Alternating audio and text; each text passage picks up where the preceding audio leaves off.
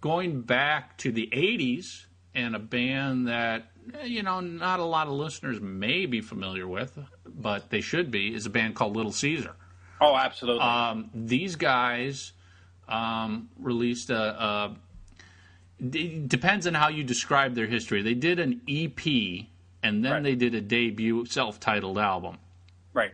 Most people Which was brilliant. That debut self-titled album on Geffen Records has year after year after year been a constant on iPods, iPhones, iPads.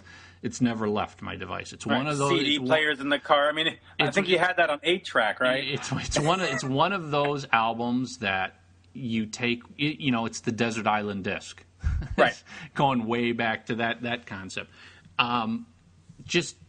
It just sounds perfect to me. It's a perfect bluesy rock album, and they released one more album on Geffen Records, if I'm correct, and then they did a couple indie albums. And they did one called Redemption, and then Redemption was a year ago, year and a half. About a year ago, yeah, year and a half. Yeah, and then just this week, just week, they released. I think it's what, album 5. Depends on how you count, because again, there's sort of been some like self-released indie, we pulled tracks together type of releases over the years. But I would say it's like album 5, called American Dream, and it was just one of these things where it's like, I hadn't really held out hope that there would be more music from these guys, but the second Ron Young, the lead singer, was on Facebook, it's like going into the studio, I'm like, oh, holy crap. Yeah. But part of me is like, all right, 6 months. I'll have to wait 6 months. And it was like, it felt like 2 weeks later the album was done and released.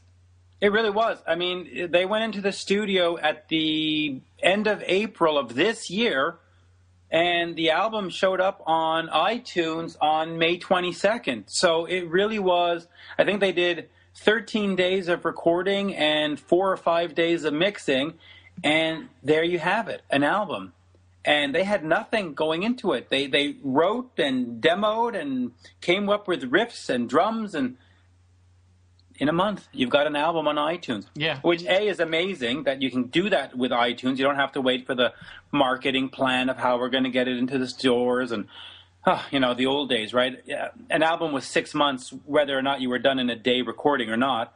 And they're still going, and you have to go buy the album. It's a great, great American hard rock record. And to me, that's almost one of these bands that I love to blindly support better than Kiss, Cheap Trick, any of the other ones, because listen, if I don't buy the Kiss album or I don't buy a Cheap Trick album, it's not going to really, for the most part, change anything with those bands.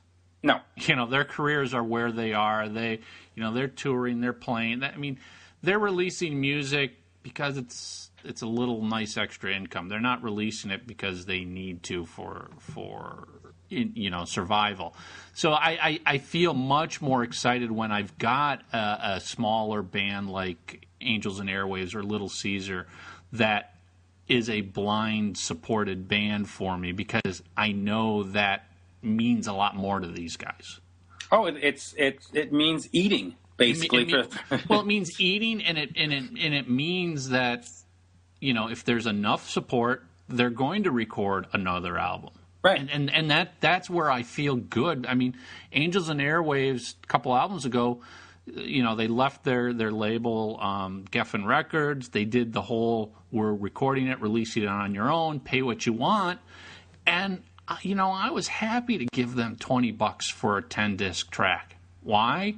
Because I knew it was going straight to them, and I knew that if enough people supported them, that's going to give them what they need to maybe tour, so I can see them live or go back in and get more music out of them.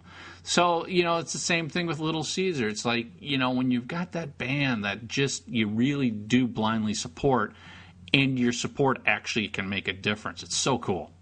And I like the fact that the album comes from a very honest place. I mean, like you said, Cheap Trick, Kiss, Motley Crue, if you don't buy the album, doesn't matter. They're still going to have an arena tour, and they're still going to sell that out, or at least, make a ton of cash on it. Little Caesar, if you don't buy the album, well, we know one thing. They're not going to tour because they won't have the money for it. But they wrote the album, and they put the music together because they do have a fan base, and they needed to make the music for, how can I put this? Well, just the right reasons. It really comes from an honest place within them that they have this emotion that they want to get out. Oh, that's so important to me. I mean, listen, the last Kiss record was done because it was a deal with Walmart. Right. So they only recorded that because Walmart ponied up a big amount of cash. Otherwise, they wouldn't have gone in the studio to record it. And to me, that kind of sucks. You're a band. You're supposed to be about creating. Music is what you're all about. Don't give me excuses that people steal it. Don't give me excuses that nobody wants to hear it. If you're an artist, you I hope still have that desire to create.